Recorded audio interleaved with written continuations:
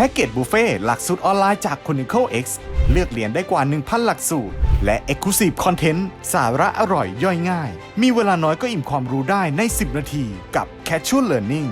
จัดเต็มกับผู้เชี่ยวชาญจากสถาบันชั้นนำกว่า 150 ท่าน เรียนรู้วิธีการสร้างสรรค์วัฒนธรรมองค์กรแบบดิจิทัลที่ใครๆก็อยากร่วมงานด้วยกับหลักสูตรสร้างสรรค์วัฒนธรรมที่ทำงานล้ำสมัยได้ใจคนรุ่นใหม่ยกระดับคุณภาพการทำงานของคนในทีมผ่านตัววัดผลที่ชัดเจนและแม่นยำกับหลักสูตรยกระดับการชี้วัดผลงานพัฒนาศักยภาพทีม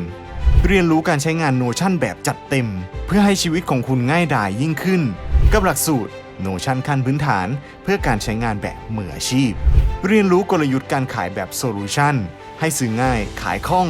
แก้ปัญหาทั้งกับลูกค้าและนักขายกับหลักสูตรกลยุทธ์การขายแบบโซลูชันที่นักขายควรรู้ปูพื้นฐานความรู้เรื่องเศรษฐกิจหมุนเวียนเพื่อสร้างความยั่งยืนในองค์กรกับหลักสูตรคู่มือผู้จัดการพันธุ์ใหม่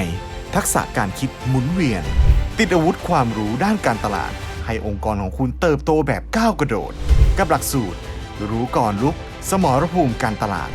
ฝึกฝนทักษะการสื่อสารแบบเริ่มดีต่อได้จบสวยให้คู่สนทนาซื้อคุณตั้งแต่ยังไม่ขายกับหลักสูตรทางลัดสู่การเริ่มบทสนทนาที่น่ารักและน่าจดจำเสริมสร้างจิตสำนึกที่ดีในองค์กรให้ทุกคนสามารถทำงานร่วมกันได้อย่างสบายใจกับหลักสูตรทักษะการทำงานด้วยจิตสำนึกที่ดีเพื่อองค์กรเติบโตแบบยั่งยืนขับเคลื่อนองค์กรด้วยจิตวิทยาการสื่อสารประสิทธิภาพสูงเพื่อสร้างผลลัพธ์ให้ดียิ่งกว่าที่เคยกับหลักสูตรจิตวิทยาการสื่อสารอย่างมีประสิทธิภาพและอีกหลายหลักสูตรจากพาร์ทเนอร์ผู้เชี่ยวชาญ